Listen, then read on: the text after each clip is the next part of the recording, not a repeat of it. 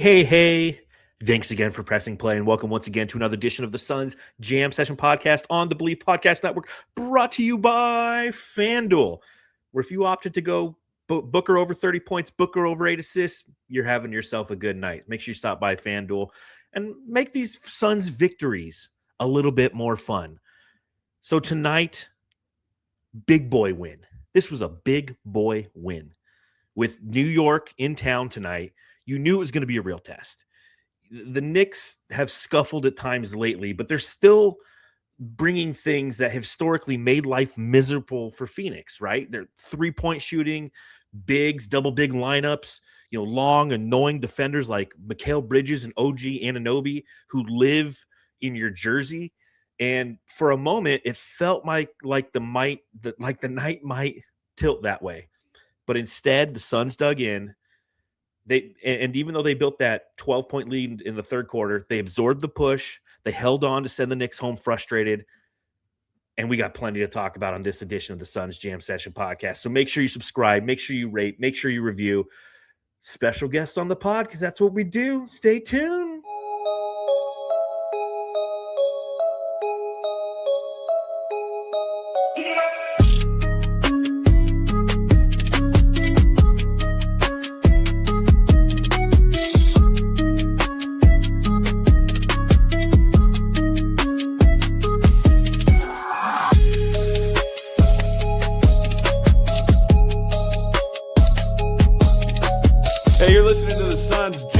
Session Podcast, shooting the shit about the Suns since 2019.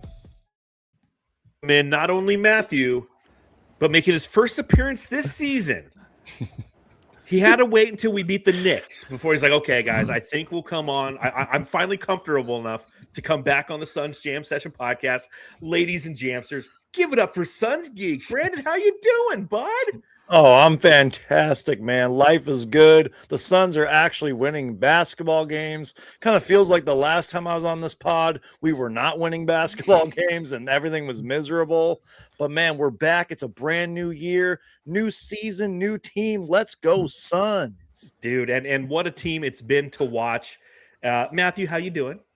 Oh, good. Thanks for throwing that in. And I'm glad Suns Geek from the Bronx is here because it's New York. It's his team, right? Is that why he's on the pod today, or what's concrete jungle where dreams are made of and such, But it brings me, obviously we haven't had Suns Geek on, so I think I'll lead off with this question.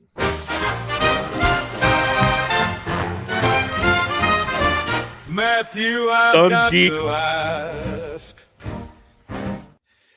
So I got to ask Suns Geek. Looking at this team, we haven't heard from you. We've heard from me too much. We've heard from Matthew quite a lot.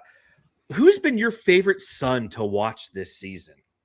Jordan Goodwin, and I know he had a bad game tonight, but this guy signed him to a max contract right now, and for the sole purpose of the fact that the ball goes up in the air, he somehow just sneaks in there, strips it from Mitchell Robinson, puts it back up and one, and then just reacts. He screams and goes towards the bench. That's what this Phoenix Suns team needs all season long and going further into the season. Jordan Goodwin's been so much fun. I know he had a bad game tonight, but, man, I love watching this guy play, man. It's funny you say that because I wrote that question. I decided that was going to be the question I was going to ask early in the game when my answer was also Jordan Goodwin, because of the way that after every play, he has this level of excitement that we haven't seen since Campaign. Remember Campaign screaming into the crowd? Jordan Goodwin, the masked crusader, is out there doing it. And yeah, not a great game. And we'll get to that.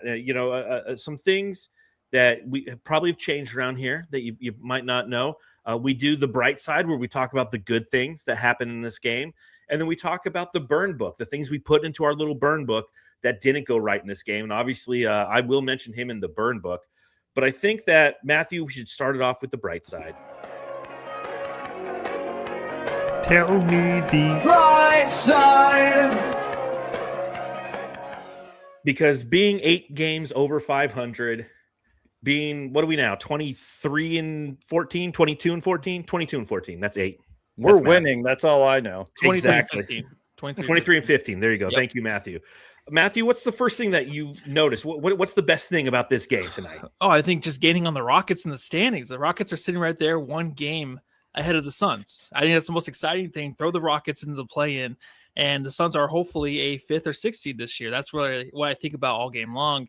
But really watching the game and analyzing it, I thought it was kind of fun how these teams were very similar. I mean, the stats were almost identical heading into the fourth quarter. Obviously, both teams kind of struggled in the beginning of the fourth, but the assists, the 3 points made, the field goal attempts, all of it going back and forth with dunks and 3-pointers made to kill the other team's hot streak. Like, it was just almost like the same team playing each other. And it made me think too, I'm like, I wish the Suns team was in the East because we would be in the finals this year. Like, that's the way the East is this year. You can beat anybody. And I didn't think the Knicks would go to the finals, but they're obviously one of the contenders out of the East. But I think the Suns can take any of those East seeds. We haven't played the Pistons yet, but those are teams I feel like the Suns are well ahead of right now. And I know it was a close game tonight, but I feel like the Suns just kind of missed some shots towards the end that kind of could have put them away with 6 minutes left in the game. It was a close game, but in the NBA, they're always close games. And the margin for winning is razor thin. And to be on this side of the margin for winning consistently showcases you who and what this team is about. Now, we'll find out how the Suns stack up against the Eastern Conference because we're about to go, we play Washington on Sunday. We have a 6-game road trip starting next week that includes playing Detroit in Detroit, playing Miami, playing these Knicks again next week, playing Brooklyn, Philly. Gosh, if I could hit a bingo, there's a 6th team and I can't remember who it is. But we're playing a ton of teams. No, I said Brooklyn, Philly. They'll know it in the chat. Today. They'll know it. Trae Young's former team. There you go, the Hawks. Thank you very much, Suns Geek, for the assist.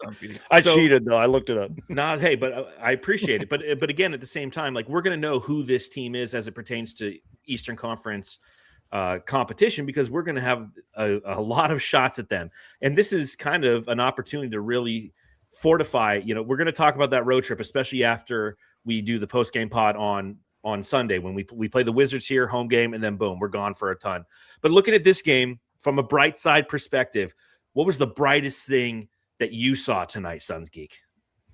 The hustle and the defense just was all over the place, and it has to be summed up, and the whole Suns season so far has to be summed up with that Grayson Allen hustle play on former Phoenix Sun, Mikal Bridges, who looked like he was just going to give up, let the ball go out of bounds. Grayson just comes in, flying in, and knocks it off Mikal Bridges, man. Suns get the ball back, man. That was it. That was one of the best plays of the last 5-10 years for the Phoenix Suns, and it was just a hustle play of all plays. That was it. But really the defense, man, and throughout most of the game too, maybe up until probably the fourth quarter, the ball movement, especially in that first half, man, the ball movement, the passing, trusting your teammates. Last year's Phoenix Suns who didn't do that, just getting the ball to the open man, swinging it around. It was just so much fun to watch tonight. Hopefully that answered your question, man. No, it does. And for the first 3.5 quarters, you're absolutely correct as it pertains to ball movement. And it's a reminder how unbelievably vital it is having this guy on the team. Let me tell you a little story about a guy who shoots threes. Everyone hates him because he's a dookie. He's pretty underrated if you're asking me. His name is Grayson Allen. Yeah, he had 10 points tonight, right? He was 2 of 10 from the field. Grayson Allen was 0 of 6 from beyond the arc.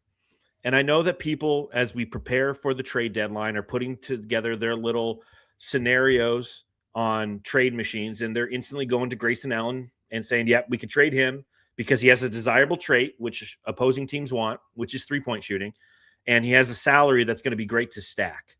But in the same breath, he is somebody who I value very much on this team, much like Royce O'Neal. I don't think you should trade any one of these guys, either of those guys. The only guy who, in my opinion, who is tradable is Nick Richards at this point. But despite going 2 of 10 from the field, despite going 0 of 6, he makes the most important play. Right? He's the one, as Suns Geek mentioned, Jalen Brunson on a great possession where the Suns are up 3, Jalen Brunson gets tripped up. He gets locked up on defense. He throws the ball away. Grayson Allen tips it away. And then Mikal Bridges doesn't hustle after the ball, but Grayson Allen does. And he throws it off of Mikal Bridges going out of bounds, key possession, gives the ball back. And then he hits the 4 free throws after Oso missed 2 free throws, which we'll get to that later, that won the game for the Suns. And it's just a reminder that just because everybody isn't productive every night, especially on this team, everybody contributes something. And what I saw from Grayson Allen, completely agree with you, Suns Geek. He is one of my bright side instances. Matthew, anything on Grayson Allen tonight and just that hustle play that you saw? The hustle play, like, it summed up our finals run. I think Mikal Bridges openly talked about how the Suns kind of gave up going into the finals, thinking it'd be an easy victory and an easy series win over the Milwaukee Bucks. And that was exactly what happened on that play. Is it okay to talk shit about Mikal Bridges now? Go for it, dude. Yeah, well, I just did a little bit. I don't know if that was really talking shit, but there's a little bit of something there. He's the greatest son ever. Yeah, there's something about his game too where I always thought maybe he had a chance to be a number 2 on a team, but he is definitely a number 4. He hit a big 3 towards the end of the game to cut it to 2, but the guy is, like, for some reason, just really difficult to count on game to game. And I don't know if it's just a scheme. I don't know if there's something else hiding in his game that we have not seen yet when it comes to shooting, but the guy just looks a little frustrated. The whole team is there's guys on that team, especially Karl-Anthony Towns, that are like, they're going to make plays, but also they're going to make a lot of bad plays for their own team that can help the other team win a game. And I feel like Towns is that guy. I feel like Jordan Poole's that guy. Like, those guys kind of run the same kind of muck, and it's fun to play against those guys because they help you win games. I'm not saying Mikal's that guy, but Towns was definitely that guy tonight, and I feel like he always has been.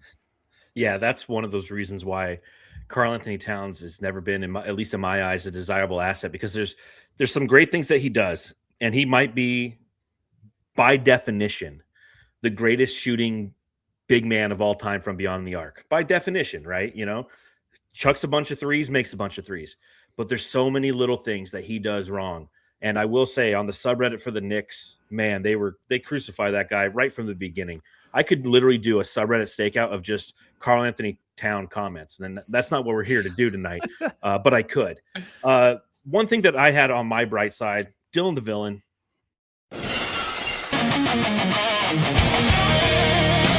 Dillon the villain.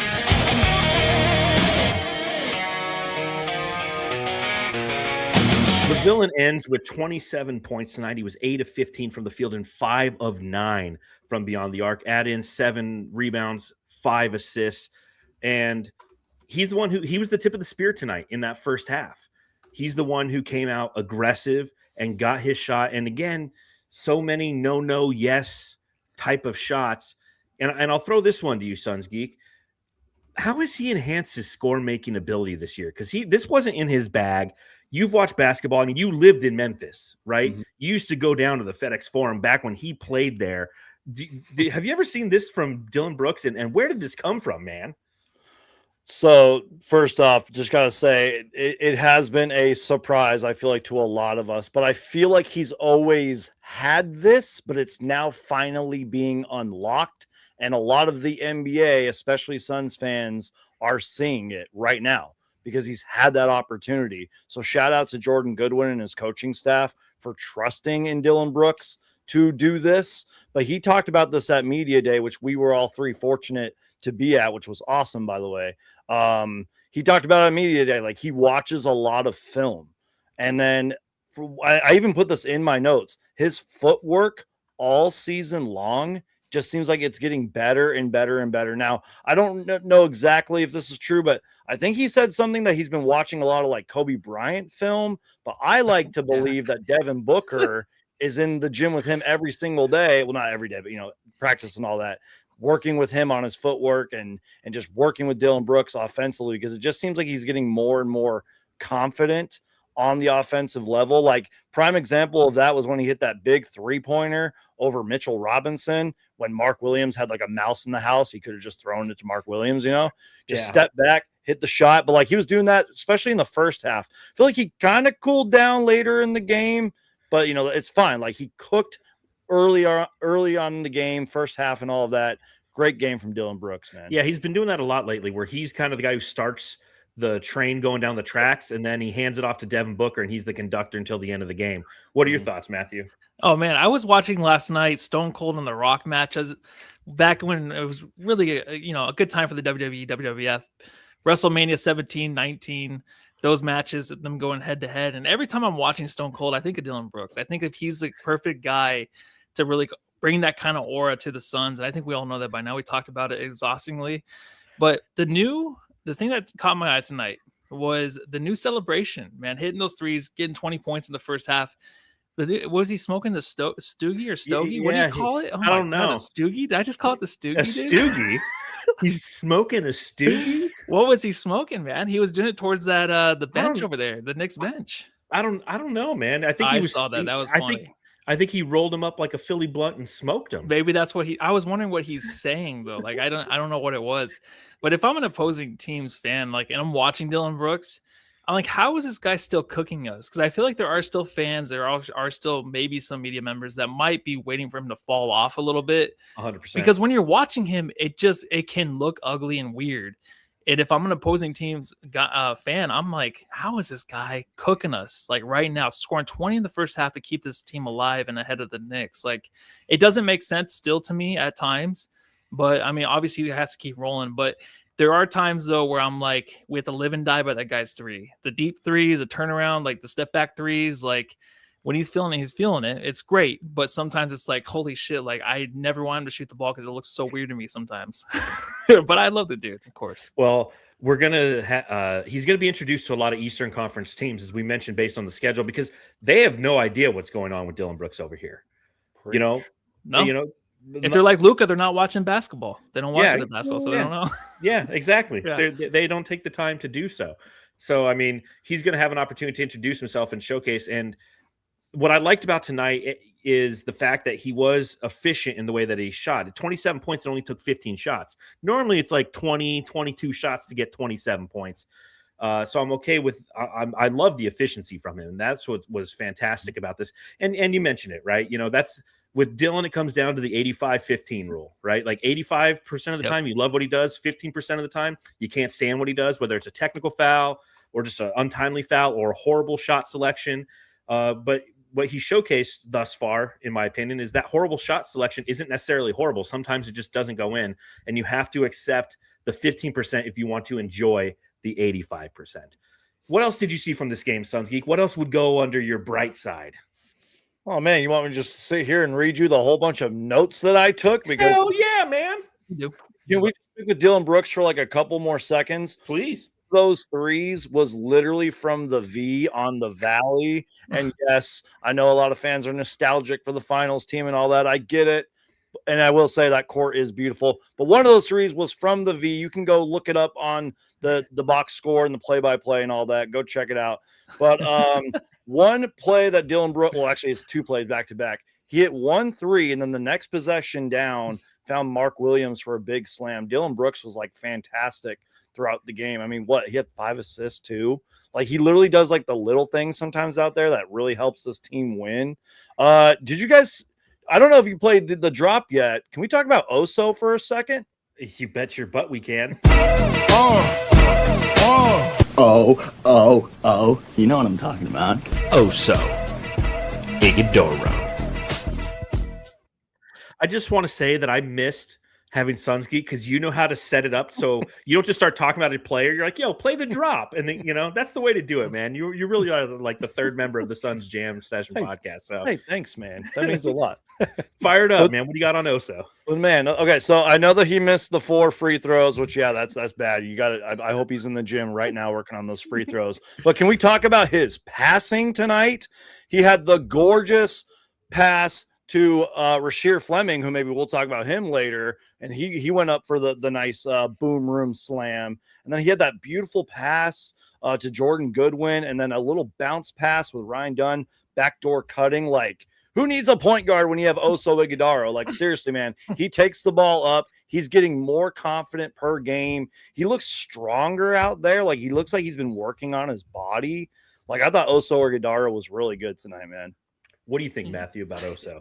Oso's a guy that I will be complaining about him for about a minute straight. And it's a minute straight because no one hears me the first time, so I have to repeat it over and over again. And by the time it's over with, he's he's passing the ball, like you said, Suns geek, or else he's throwing it down with two hands. Like he always makes one or two of the biggest plays of the games throughout the game, not the end of the game always, but he is usually ending the game with that lineup. But it's always those big moments he has that just kind of sits me back down. I'm like, okay, maybe there's something there. And I think that's the thing with him. Like after Richards is probably gone because he might be traded, Oso will definitely be the most irritant of mine, but it's only because he makes so many plays where he's like incompetent offensively, but then defensively he plays better.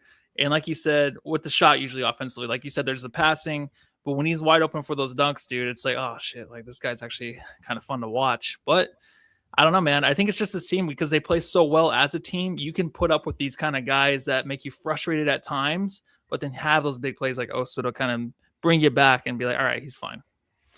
Yeah, I don't have too much on Oso. I will say that I'm all for him staying here. People, who say that Michael in the chat, Oso got to go. Yeah.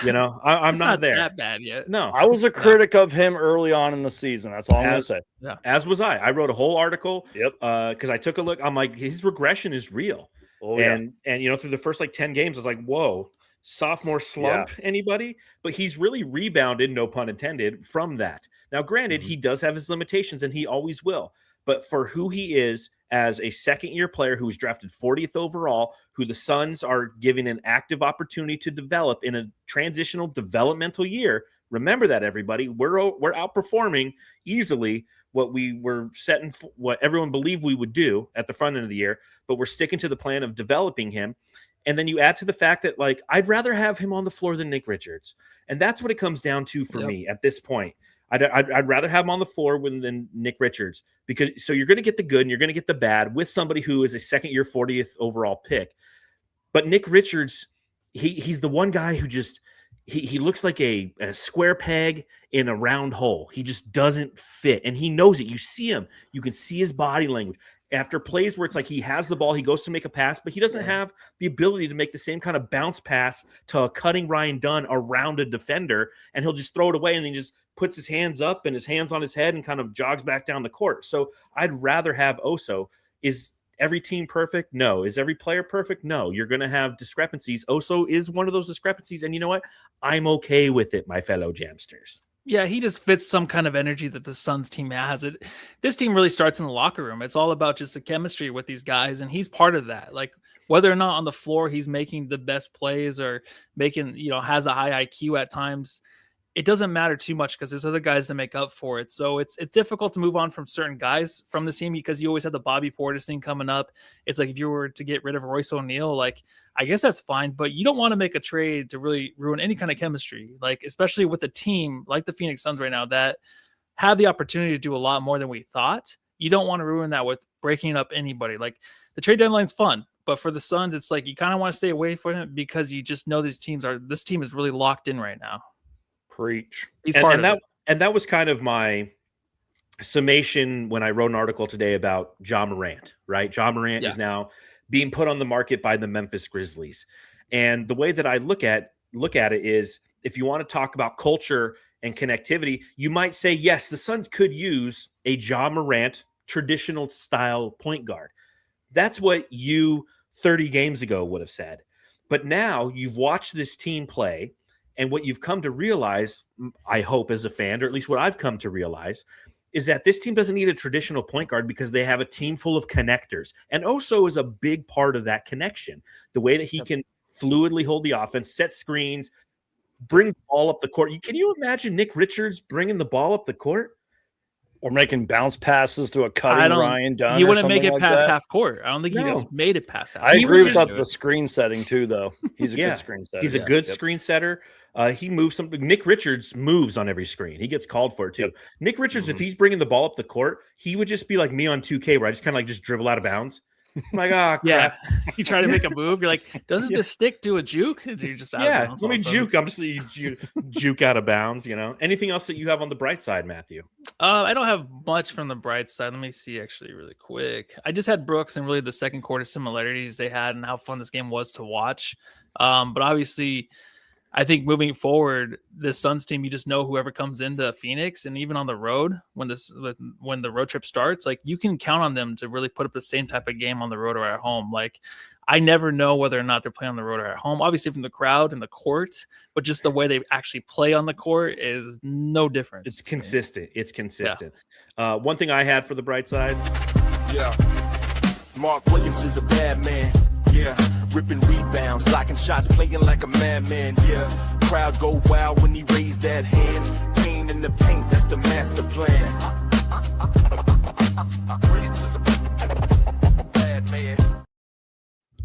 10-5 for Mark Williams in this game. But what I really appreciate about him was the way that he was running the floor again tonight.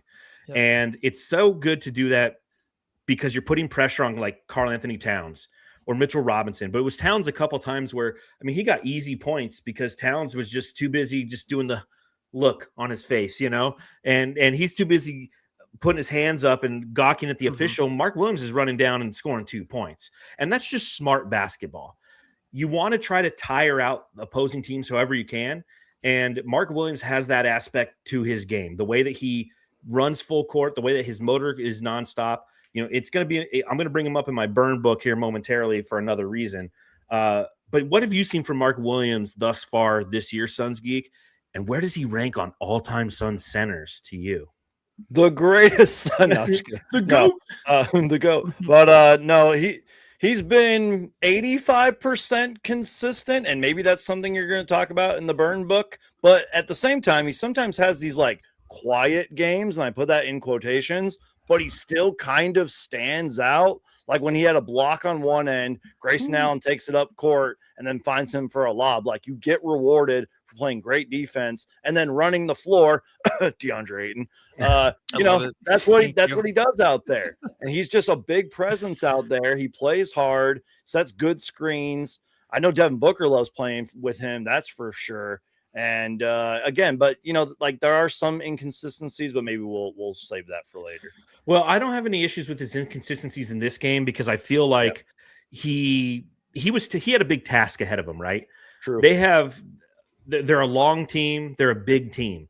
And his goal in this game is clear out, box out. In fact, I was thinking about that, and that's why I went on FanDuel and I bet, you know what?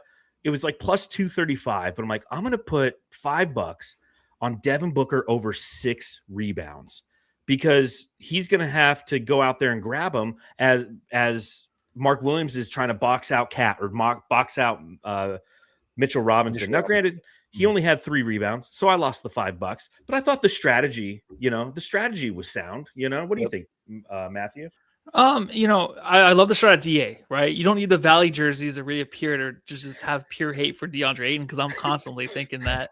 But I love the shots because he's not in interviews, post-game interviews, calling out his team for not having the ball because he doesn't need the ball. He doesn't need anything special to make him a good center. Yep. The pure fact that he's on the court makes you feel blanketed, makes you feel comfortable, makes you feel like this team is, you know, in his hands, and he makes you feel like deep in your feelings for the guy. Now, hold on. I just unplugged my thing really quick. I can. Oh, well. Damn it. I agree with what Matthew said, though, because like when Go Mark ahead. Williams is out there, like, you know, you have a tall, big man that can run Hell the floor. yeah. And block Hell shots. yeah. That's a nice security That'd blanket. make me to have. feel good if I was on the court. Just saying. Yeah, but we were talking about too during the game. I do miss his fro. I miss the fro. And I Yeah. wish you would keep it. It's a nice thick one. It's a good looking one. Yeah, Bring that back. I'd like to see that back. Last thing I have on the bright side before we go to the burn book. This guy's been living in my burn book off and on this season. So when he deserves to be on the bright side of things, I got to give him his flowers. Yeah, bling bling bling. Rolls Royce, Rolls Royce, Rolls Royce. Yeah, nigga, Rolls Royce. Yeah, Rolls tonight, 12 points. He had 6 rebounds, 4 of 6 from the field, 4 of 6 from beyond the arc. And the primary reason I wanted to put him on the bright side is in the third quarter, Jalen Brunson started cooking. And you could feel it again, right? I mean, how many times have we watched Jalen Brunson slaughter the Suns? He did it as a member of the Mavericks back in that series that broke the Suns. In that 7-game series, 2022, I think it was, broke the Suns. It was Jalen Brunson who did it. He came here, I think it was last year. He scored 50 points. And he goes on these microwaves where he's just shooting everything and not missing it. And that was happening in the third quarter. Yep. And it was Royce O'Neal who hit back-to-back threes that kind of extinguished that flame. So thank you for that, Rolls-Royce. I know I've had frustrations with your defense thus far this year, although I feel like technically you're probably not being in a position to be successful because you're not a starting power forward, but you're out there trying anyways. And I've ruffled the feathers a little bit of wondering why you're out there defensively when Ryan Dunn could be taking on certain possessions. But there's some games when you need a Rolls-Royce. Tonight was one of those nights. Thank you for your efforts, Rolls-Royce. Yeah, and you know who is a power forward and can hit threes above 40%? That's Bobby Portis. So just saying. Yeah, but there's nothing we can give. I know they don't want Rolls-Royce. They don't want that. I know. Don't do I'm saying that even though I just said don't trade anybody. That's just the way I do pods. I forget what I said 10 minutes ago. Well, I'm gonna put that in my burn book. The Suns Jam Session Burn Book.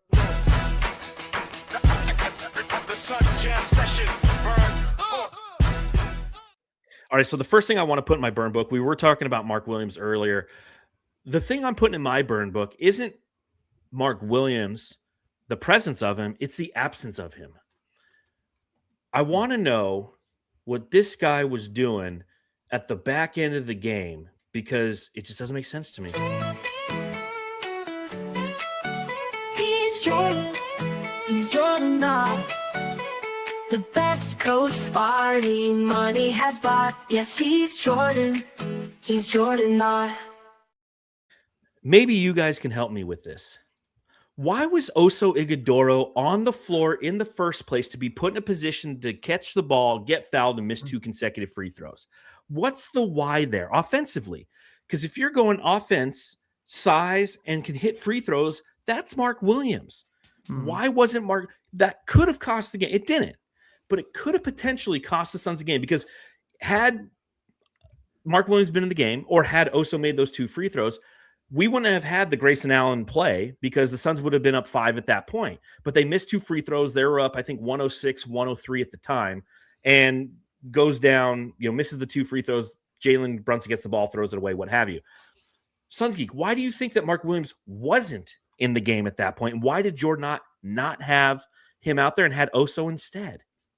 That's sort of been my one criticism of Jordan Ott, which is sort of a compliment because I'm like nitpicking here, but it's like he's done this kind of a lot this season, and it kind of reminds me of like when Landry Shamet would play a lot of minutes, or Abdel Nader, for example. Those are just a few examples of like a coach's favorite.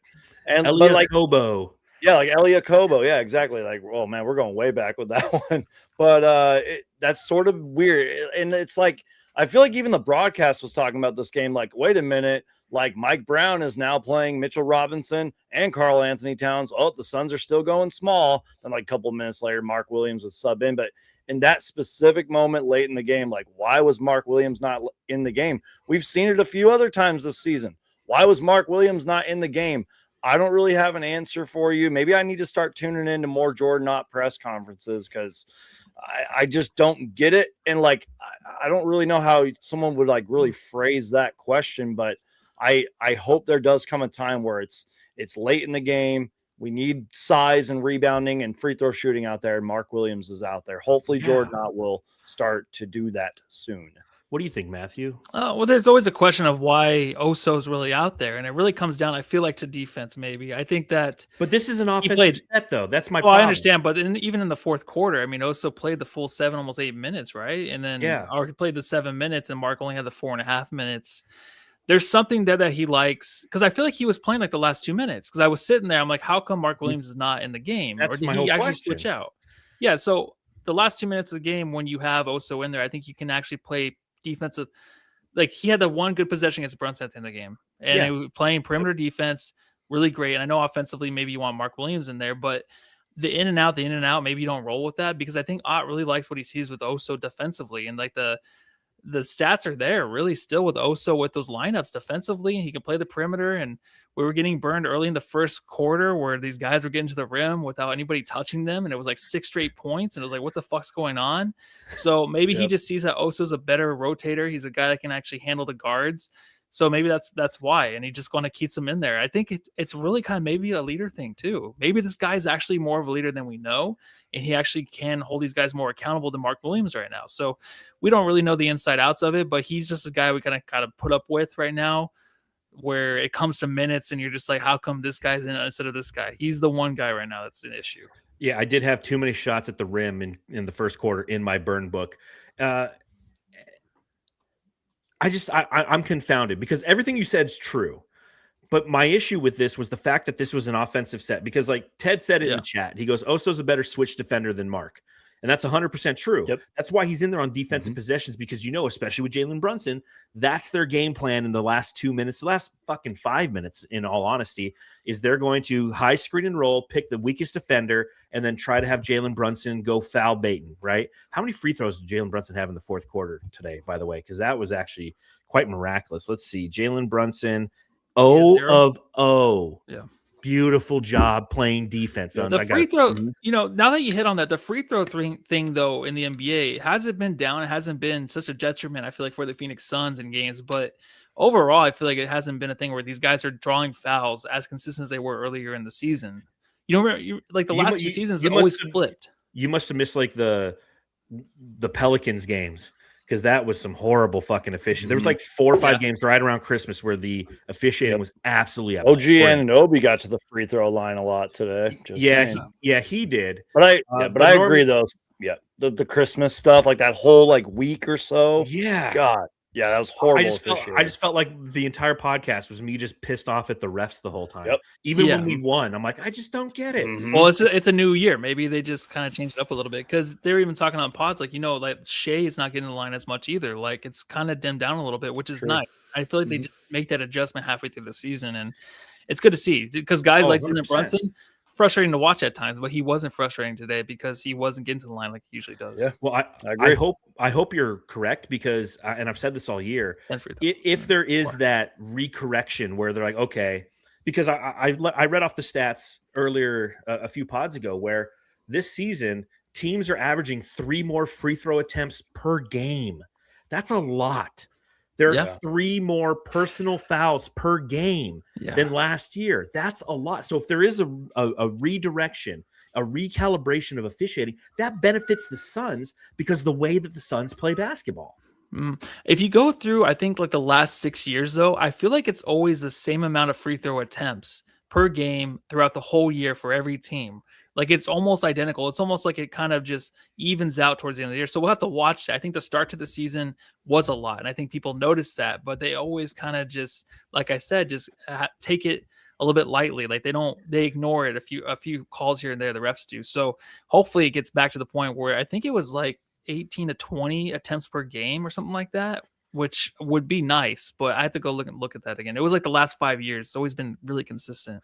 Yeah, and that's my point is you look at that consistency, and then this year it jumped up by 3 because it was like 22 free throw attempts per team on average in the NBA. Yeah. And then this year was like 25. And you're like, what the fuck is going on here?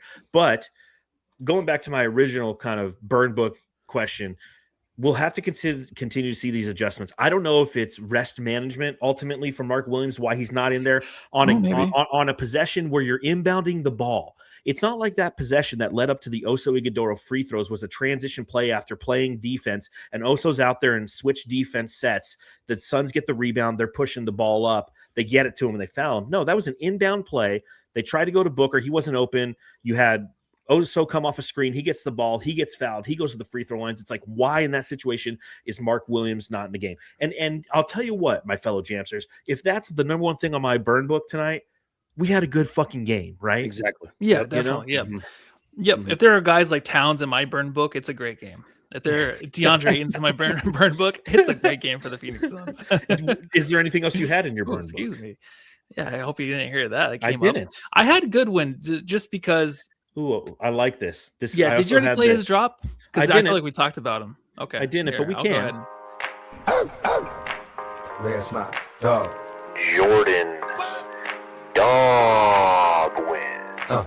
There's my dog. That was my question, was where's my dog tonight? Sunsgeek and I talked about him earlier, how he's one of our favorite Suns to watch this year, but tell me why he's in the burn book, because he's in mine as well, along with Colin Gillespie, them together. He was a little skittish, like the little dog over here that lives in my house. Like we take him on walks and he gets a little frustrated. Sometimes we see cats and you hold him on the leash and he spins around, in midair. Like that's what Goodwin was doing after he missed a wide open layup. Like I the one know. after he hit that, you could see it in him that his confidence was shook, and you knew those threes that he was shooting after that hit the front of the rim twice in a row. Yeah, You knew I that agree. he was gonna miss those. You could feel it. Yep. And that really scared me. But I guess he had a big lane that I missed. He did miss more threes down the line, but I just felt like we really had a real different kind of game from him after missing that wide open layup. But he'll be back He was at it, good right? before He freaked that, me out a though. little bit. Just saying, he was good before that. No, yeah, he was 5 points, 4 rebounds early in the first quarter. Like he was cruising. He was doing his normal Jordan Goodwin stuff. And then after he had that wide open miss, like he was in his head. There was something there, but he'll be fine next game. What do you think, Suns Geek?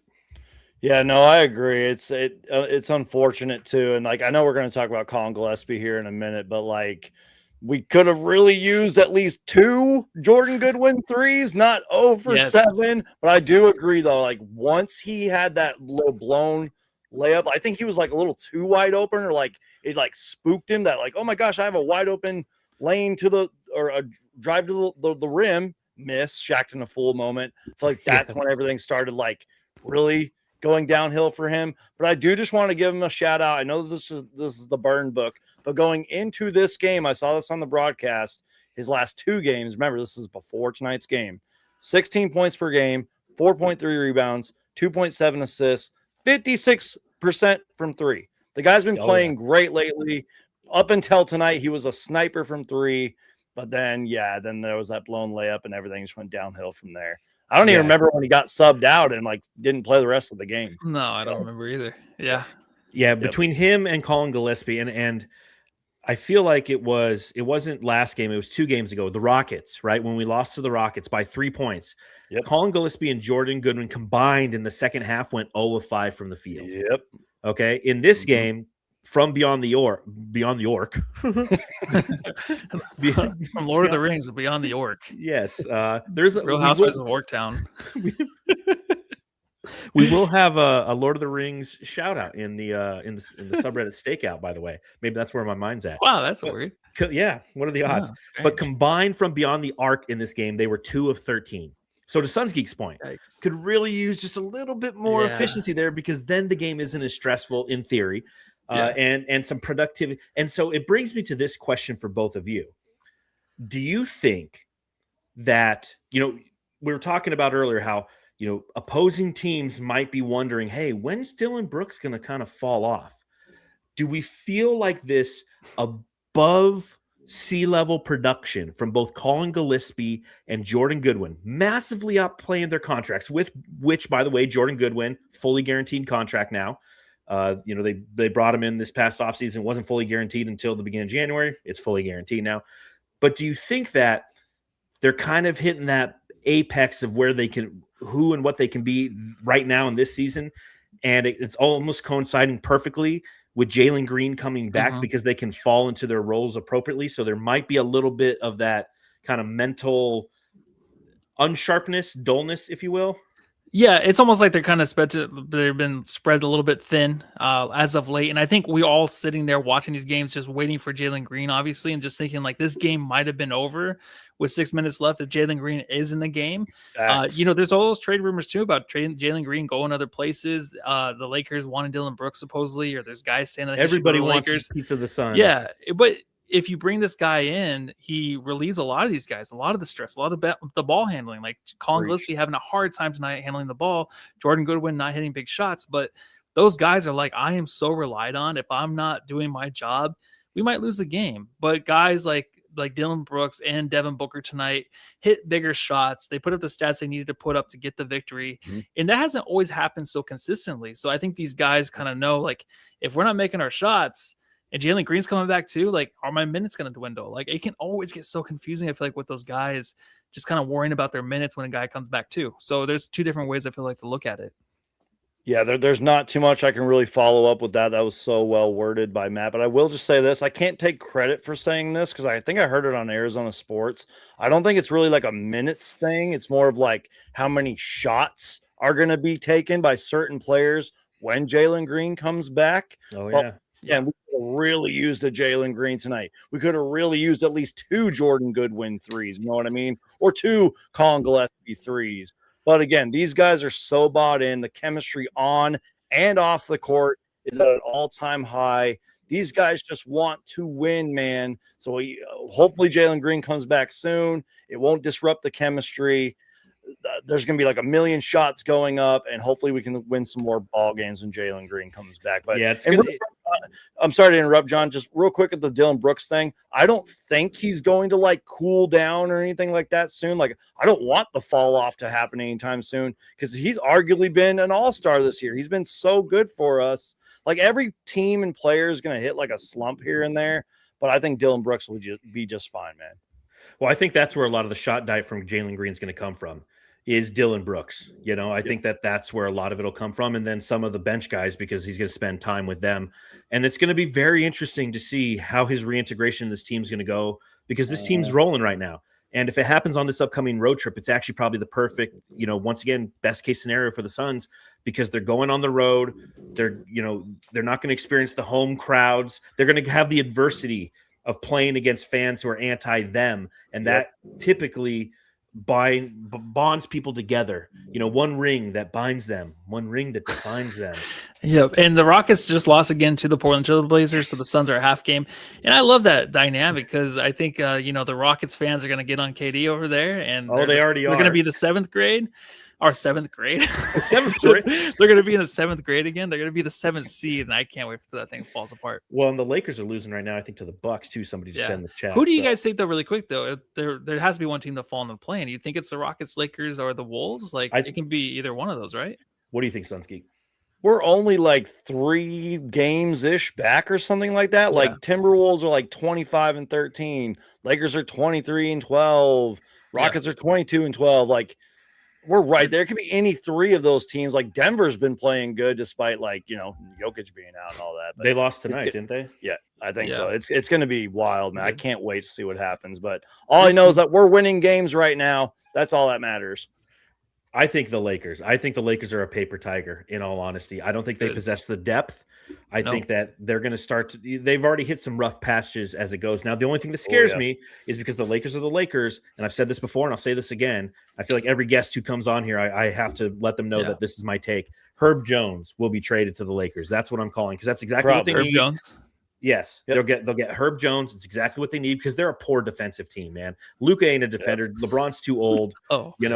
Austin Reeves ain't a great defender. Austin Reeves needs to go somewhere else. And the Lakers too right now, they will maybe turn DeAndre into Giannis somehow. It might happen. I know it doesn't make sense, but it's gonna have a trade proposal for you. How about Austin Reeves for Dillon Brooks? Yeah, that's a good trade. Why not? You guys better take that. Dillon Brooks doesn't need to be in Phoenix. Give me another shooting guard. Because that makes sense.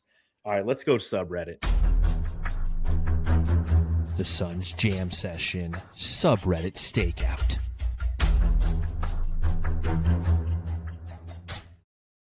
The subreddit stakeout, brought to you by Nettles Air Conditioning. You need a unit, we've got you covered. NettlesAir.com is where to go, brother. Call 623-444-48. Nettles Air makes your home feel great. Oh, sorry, dude. I was trying to get you full screen, but go ahead. I'm moving a little bit better today. Hey, I was going to say, Bane broke your back, and now you're just back at it now. Huh? My back hurts a little bit still. I'm leaning on my desk a lot, but you know what? I'm trying. All right, here's what's going on the subreddit for the New York Knicks. This first comment, I just thought it was funny. I'm Dominican, and I want Cat off my team. Okay. I'm white, and I want Nick Richards off my team. Yeah. Is that what we do now? Not gonna lie, these Valley jerseys are fire. So which ones do you like, honestly, though? I asked today watching the game. Spurs ones, the ones, the black ones, or the Suns Valley? Because I love the Spurs black retro. What do they got? The City Edition right now. The ones that have the green, the pink, and the orange. The stripes across. Those look cool. Those are so cool. Those are cool. Yeah. I still like Valley more. Okay. It's close to me. I think it's tied. But those Spurs ones remind me of my childhood, right? The David Robinson teams, the old logo. The court. Yep. Very well done. Yep. What do you think, Suns Geek? The old Spurs City editions that they're wearing right now, or the Valley? Gotta go with the Valley, man. Arizona Dumb all the question way. by me. Phoenix What Suns am I all the doing? way. But Jeez. those Spurs Spurs ones pod. are nice. As a basketball fan, lover of basketball history, the Spurs ones are nice, but it's Phoenix Suns all the way, baby. Matthew, this I is a know. son's job. All right, son. back to the pod. All right, so Jordan Goodwin was out there wrecking a little bit early in the game, and somebody asked this question: "Who's this Jabberwocky?" Great line. That was a good one. Dillon Brooks' turn. Oh, it's Dillon Brooks' turn to put up historic numbers on us today. Every night there's someone, and somebody responded, "He's been doing this all season." So thank you That to person knows. Yep. Yes, thank you. Connect Pressure 3336 on Reddit for knowing ball. Mm-hmm. My wife likes to call Jordan Clarkson Legolas because of his ears. There's your Lord of the Rings comment. Like, what? Okay. I don't know. Is it Legolas? What'd you say? Legolas. I don't know. I didn't know who that was. That's Sorry. Orlando Bloom in Lord of the Rings. Oh, got it. I didn't know that. Yeah, My arrow bad. shooting motherfucker. Link looking motherfucker. Like he's trying to say fucking Zelda. This Suns team is really hateable. Yep. Do the Suns practice acting or something? Holy shit. Half this team should be nominated for an Oscar. Someone needs to punch Allen in his dumbass face. He is getting more frustrating, right? For other teams, he's Yeah, been 100%. kind of. Well, Yep. last game, he's just three ball after three ball. You know that everybody hates that. But he's been you know? in the scrum lately a He little has bit been. more. Yep. Guys He's are been hating on on him. He's been on the floor, and they're like, "Oh, see." Somebody had a comment in here. They're like, "It's Grayson. I'm gonna go home and beat my wife, Allen." Oh wow. I'm like, that's not appropriate. I'm not gonna say that on the Yeah. pod. Too late. Whoops. Brooks is a loose cannon. Not gonna lie, I hate Grayson Allen. I hate this Suns arena because they pump in this robotic ass crowd noise. Yep. Who else is getting a primal urge to bully Grayson Allen? Grayson Allen is a fucking cunt. And then the last one, I just had to put one in here. I don't know why it made me laugh, but Cat is a fucking loser. The Suns Jam Session Subreddit Stakeout.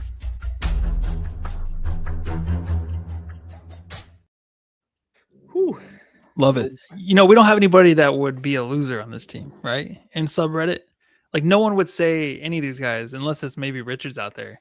No, I mean, I But feel they are like Knicks fans. game to game, there's frustrations, right? Like, Yeah. Oso, people are frustrated with him. Royce are frustrated, but like no one who consistently Yeah. is underperforming. Do you think so, Suns Geek? Does anyone consistently underperform on this team? Not really. I don't think so. Yeah, I mean, Just whereas- Richards is not playing. exactly, great.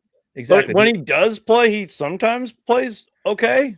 Just saying. He does. He can Not dunk great, the ball. but yeah. He has size. He'll Grabs grab rebounds. Yep. Mhm. I mean, he Plays okay. can do it all right. He's from time to time. He's But okay. like underperforming is a whole different thing. Like Oso at the start of the season, like was underperforming. 100%. So Yeah. All right, my back's starting to go. Let's Let's end it. let's do the jam On a start. good note. Jam star of the game. All right, Jamster, subscribe, rate, review. Let us know in the comments who you think the jam star of the game is. I'm going to pass this one off to our guest, Suns Geek, who, by the way, we are simultaneously streaming on his channel as well. So if you are on the Suns Jam Session YouTube feed, make sure you go over to the Suns Geek feed and click like and subscribe over there. If you happen to be somebody who's on the Geek Squad and you're watching on Brandon's channel, pop over to Suns Jam. Give us a thumbs up and a subscribe.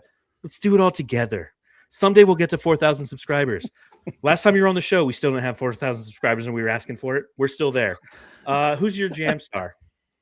I don't know if you have time to play the drop or whatever, but I'm going to give it to Devin Armani Booker, man. Oh, let's yeah. I'm surprised we haven't even talked about him to this point. Allow me to reintroduce myself. My name is Big Dick Booker.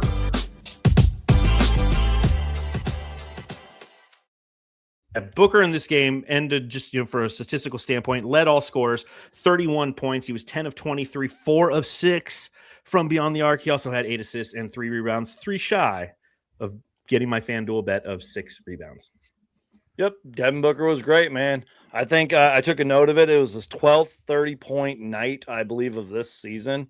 And he looked like an all-star out there, super confident, running the floor, had that little poster dunk where he just ran right towards the rim and just threw it down, hitting big shot after big shot, playmaking out there as well, doing Devin Booker things. And you guys know me, I like to give a second jam star every time I'm on here. But this one's going to go towards a play that I referenced early in the podcast, that Grayson Allen hustle play. That's a jam star of the game as well. Oh, I love it. And I'm going to go really quickly with Dillon Brooks, 27 points. He had 20 points in the first half, did not force the issue in the second half, played a lot of great defense. And he had the 7 rebounds, 5 assists, 4 personal fouls, probably had 8 of them tonight, but he was a plus 13. So let's go Dillon Brooks. I like that guy. And I'll give it to Grayson Allen. It's very rare that I give it to a guy who was 0 from 6 from beyond the arc, but he made the play that made the game and then hit the clutch free throws, in my opinion. So a very rare time where you get the panel who doesn't agree on any jam star, and that just goes to show you that this was a big boy team win tonight. So up next for the Suns, 5:30, I think is the game. 5:30 or 6 o'clock on Sunday. Washington Wizards, team that we just beat in Washington, but a team that's kind of spicy right now. They got the double Trey backcourt. Trey Young is now a member of the Washington Wizards. I don't think he's going to be playing yet. But what are you guys looking for in this game, and did the Suns win it? Well, just really quick, Sunsy, I'll go. This might be one of those where you can't overlook. I think the Washington Wizards, any team making a trade, coming off of that or firing the coach, they come out, they play harder, trying to prove themselves. So I think it's going to be a tougher game than we think.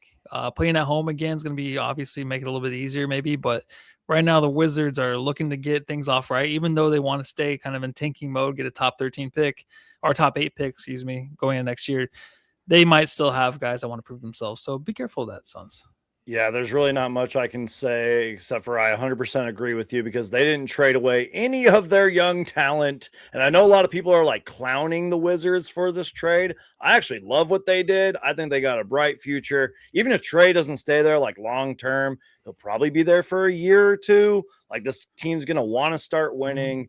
They have a lot of young talent, millions of draft picks, salary cap. And just watch out, guys. A few years, Washington could be really good, but we'll see. We win this game because we're the Suns and the way that we play, because we don't fall for trap games. But this has every ingredient to be a trap game. So Suns, let's not make it a trap game because you got a long road trip ahead of time. So go out and win this game, handle your business. As Matthew said, Houston lost. The Lakers are losing. The Denver lost. There's opportunity out there, but you have to seize it. And you did your part tonight. You need to do it on Sunday as well. So on that note, Jamsters, appreciate, and Geek Squad, I appreciate everybody who joined us from both channels tonight. Truly appreciate talking to you all. A great win for the Phoenix Suns. We'll be live on the Suns Jam session after the Washington game, as we are after every game, because we are the original post-game podcast on Planet Purple.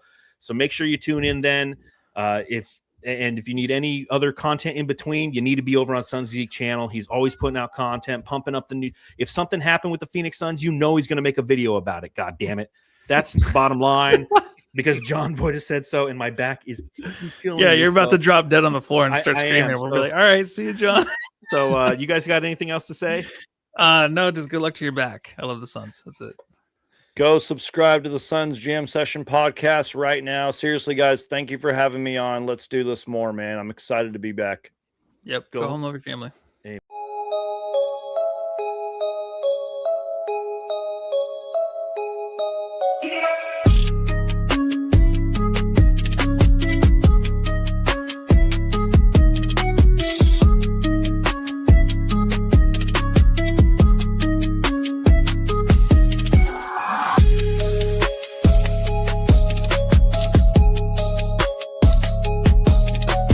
Hey, you're listening to the Suns Jam Session podcast, shooting the shit about the Suns since 2019.